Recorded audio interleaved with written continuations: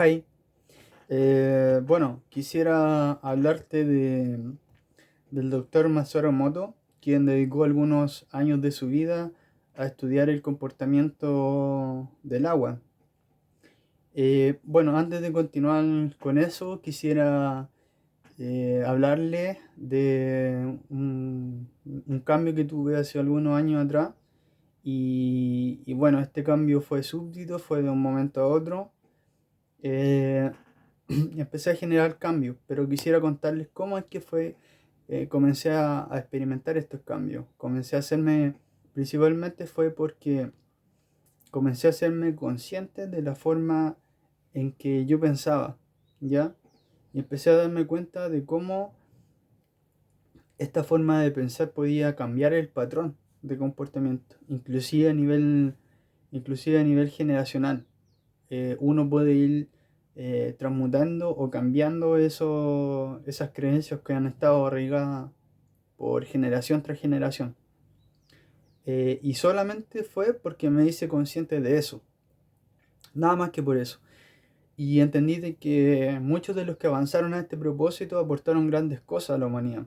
Y entre ellos apareció en mi vida el doctor Masaru Emoto, quien dedicó bastante años y entendió de que el estímulo o ciertas palabras podían guardar información.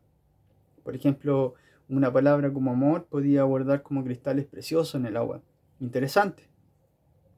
Y palabras como te odio podían como guardar cristales como distorsionados y oscuros inclusive. Y asimismo la música de rock con la música clásica o el agua que estaba en la ciudad versus el agua libre también. Habían como dos caras de una moneda. Entonces, en conclusión, quisiera, quisiera hacer unas par de preguntas. Si es que el agua tendrá si es que nuestras energías tendrán alguna implicancia en el agua y en nuestra salud, ¿ya? Por sobre todo en nuestra salud. Eh, ¿Y qué calidad hay en nosotros con un pensamiento positivo? ¿O qué calidad de agua hay en nosotros con un pensamiento negativo? ¿Ya? Esa es como una pregunta que dejo. Entonces el agua está moldeando toda nuestra vida. Está moldeando nuestro día a día, está moldeando nuestra estructura, está moldeando nuestro mundo también.